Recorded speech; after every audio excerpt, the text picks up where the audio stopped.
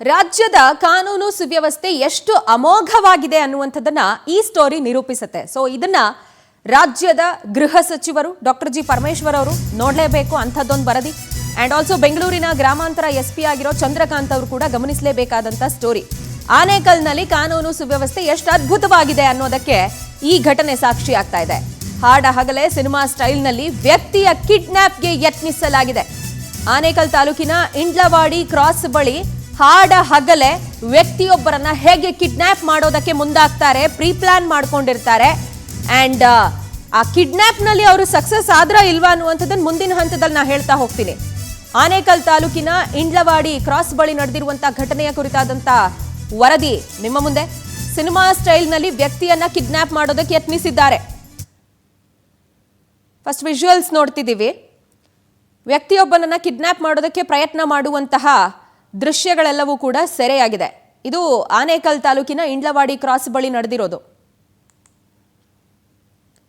Right, ವ್ಯಕ್ತಿಯೊಬ್ಬನನ್ನ ಥಳಿಸಿ kidnap ಮಾಡೋದಕ್ಕೆ ಯತ್ನಿಸಿದ್ದಾರೆ.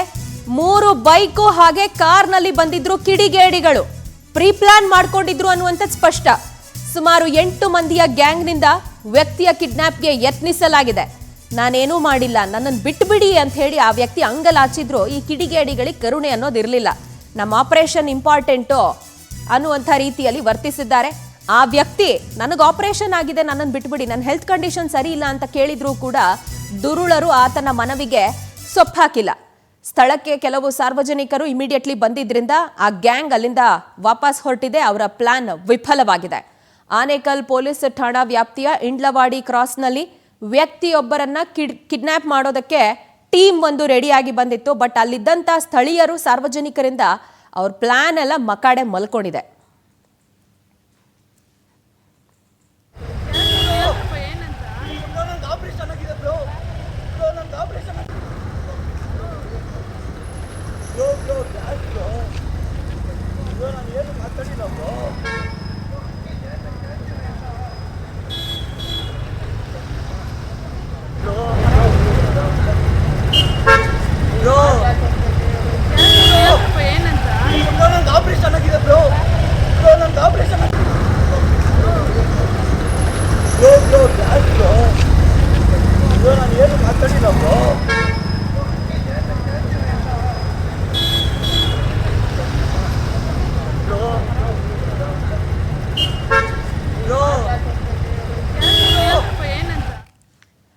Details ಕೊಡ್ತಾರೆ ನಮ್ಮ ಪ್ರತಿನಿಧಿ ರಾಘವೇಂದ್ರ. ನಮ್ಮೊಂದಿಗೆ ನೇರ ಸಂಪರ್ಕಕ್ಕೆ ಸಿಗ್ತಾ ಇದ್ದಾರೆ. ರಾಘವೇಂದ್ರ, ಆ ಹಾಡ ಹಗಲೇನೆ ಕಿಡ್ನಾಪ್ ಮಾಡೋದಕ್ಕೆ ಪ್ಲಾನ್ ಮಾಡ್ಕೊಂಡ್ ಬರ್ತಾರೆ, ಬೈಕು ಕಾರ್ಗಳಲ್ಲಿ ಬರ್ತಾರೆ.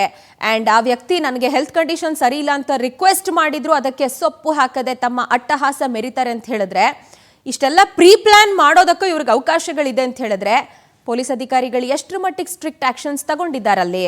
ಕಾನೂನು ಸುವ್ಯವಸ್ಥೆ ಬಗ್ಗೆ ಯಾರಿಗೂ ಭಯನೇ ಇಲ್ವಾ? ಒಂದ್ ಕಡೆ ನೀವು ಹೇಳ್ತಿರುವಂತ ಒಂದು ಮಾತು 100ಕ್ಕೆ 100ರಷ್ಟು ನಿಜ ಅಂತಾನೆ ಹೇಳ್ಬೋದಾಗಿದೆ. ಇತ್ತೀಚೆಗೆ ಏನು ಕಾನೂನು ಸುವ್ಯವಸ್ಥೆ 100ಕ್ಕೆ 100ರಷ್ಟು ಹಾಳಾಗಿದೆ ಅನ್ನೋದಕ್ಕೆ ಸಾಕಷ್ಟು ಉದಾಹರಣೆಗಳು ಹೊರಗಡೆ ಬರ್ತಾನೆ ಇದೆ.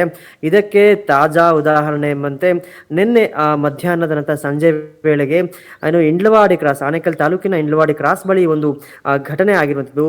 ಒಬ್ಬ ವ್ಯಕ್ತಿ, ಆತನು ಕೂಡ ಆರೋಗ್ಯ ಪರಿಸ್ಥಿತಿ ಸರಿ ಇಲ್ಲ ಅನ್ಸುತ್ತೆ, ಕುಂಟುಕೊಂಡು ಓಡಾಡ್ತಿದ್ದಾನೆ. ಆ ಒಂದು ವ್ಯಕ್ತಿಯನ್ನ ಆ ಕಾರಿನಲ್ಲಿ ಜೊತೆಗೆ 2 ಬೈಕ್ನಲ್ಲಿ ಕೂಡ ಬಂದ ದುಷ್ಕರ್ಮಿಗಳೇನಿದ್ದಾರೆ ಅವನನ್ನ ಹಿಡ್ಕೊಂಡು ಕಾರನ್ನ ಹತ್ಸೋದಕ್ಕೆ ಪ್ರಯತ್ನವನ್ನ ಪಡ್ತಾರೆ, ಕಿಡ್ನಾಪ್ ಮಾಡೋದಕ್ಕೇನೆ ಯತ್ನವನ್ನ ನಡೆಸ್ತಾರೆ.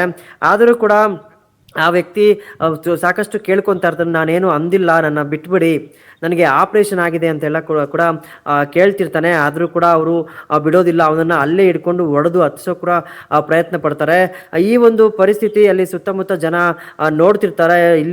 ಇಲ್ಲೇ ಇದ್ರೆ ಮತ್ತೆ ಸಮಸ್ಯೆ ಆಗ್ಬೋದು ಅಂತೇಳಿ ಭಾವಿಸಿ ಆ ಒಂದು ಕಿಡಿಗೇಡಿಗಳೇನಿದ್ದಾರೆ ಅಲ್ಲಿಂದ ಅವರು ಅವನ್ನ ಬಿಟ್ಟು ಹೊರಟು ಹೋಗ್ತಾರೆ.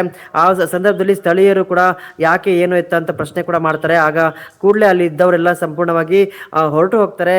ಈ ಒಂದು ಘಟನೆ ವಿಚಾರವಾಗಿ ಹೇಳಬೇಕು ಅಂದ್ರೆ ಇತ್ತೀಚೆಗೆ ಆನೇಕಲ್ ಠಾಣಾ ವ್ಯಾಪ್ತಿಯಲ್ಲಿ ಈ ರೀತಿಯ ಒಂದು ಘಟನೆಗಳು ಪದೇ ಪದೇ ಮರಿ ಕಳಿಸ್ತಾನೆ ಇದ್ದಾವೆ. ಆದ್ರೂ ಕೂಡ ಎಲ್ಲ ಒಂದ್ ಕಡೆ ಪೊಲೀಸರು ಇಂತಹ ಕಿಡಿಗೇಡಿಗಳನ್ನ ಮಟ್ಟ ಹಾಕೋದ್ರಲ್ಲಿ ವಿಫಲರಾಗ್ತಿದ್ದಾರೆ ಅಂತೇಳಿ ಅನ್ನಿಸ್ತಾ ಇದೆ.